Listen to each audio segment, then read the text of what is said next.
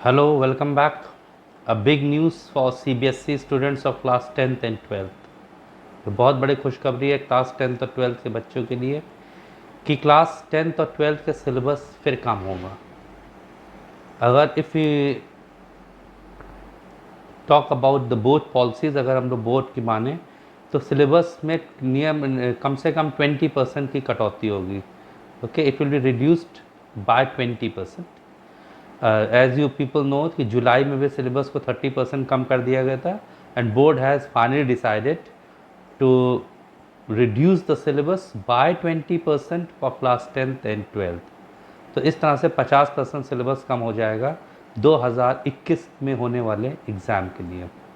ऐसा कोरोना संक्रमण के कारण किया जा रहा है। दिस इज़ ड्यू टू कोविड-19। स्कूल जो सितंबर में खुलने वाले थे नहीं खुले, फिर अक्टूबर में भी नहीं खुल रहे हैं। उम्मीद है 15 अक्टूबर से स्कूल या 19 अक्टूबर से स्कूल खुलेंगे।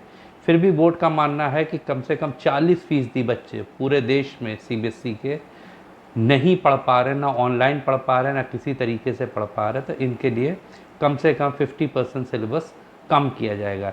ये एक बहुत बड़ी खबर है आप लोगों के लिए। और जबकि कई प्रिंसिपल और टीचर इसका विरोध कर रहे हैं और कह रहे हैं कि जो चैप्टर बच्चों 10th में नहीं पढ़े वो बाद में उनको पढ़ने पड़ेंगे, लेकिन बच्चों की स्थिति देखते हुए, उनकी परेशानी देखते हुए बोर्ड इस बात पर विचार कर रहा है कि कम से कम 50% सिलेबस पे कमी की जाए। 30% वो कर चुका है, 20% और किया जाएगा। एक बड़ी खबर और है अब बच्चों के लिए, क्लास 10th और 12th के लिए, कि बोर्ड में सीबीएसई ने अपने एग्ज़ाम लेने का, बोर्ड परीक्षा का पैटर्न बदल दिया है। It has change the pattern of the board examination paper. और अब कम से कम 30 नंबर के MCQ आएंगे। ज़्यादा से ज़्यादा 1 नंबर के क्वेश्चन बढ़ाए जाएंगे और बड़े बड़े प्रश्न जिनके बड़े बड़े उत्तर लिखने पड़ते हैं उनसे उनका भार बच्चों पे कम किया जाएगा। तो ये एक साथ 2 खुशखबरियाँ हैं 10th और 12th के बच्चों के लिए।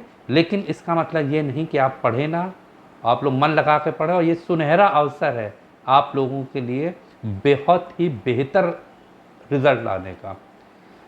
आपने अभी तक चैनल सब्सक्राइब जिन्होंने नहीं किया है कृपया कर लीजिए, ताकि आपको और इसी प्रकार की लेटेस्ट खबरें, news, study material, explanation of both ICSE and CBSE chapters, poem, literary devices, poetic device, figure of speech, poem का मैसेज, टाइटल, सेंट्रल आइडिया, सब कुछ मिलता रहे। और पिछले 10 साल के पेपर्स भी मैं अपलोड करता जा रहा हूं, जिसको आप लोग देख लें और उनसे पढ़ते रहें। धन्यवाद, थैंक यू।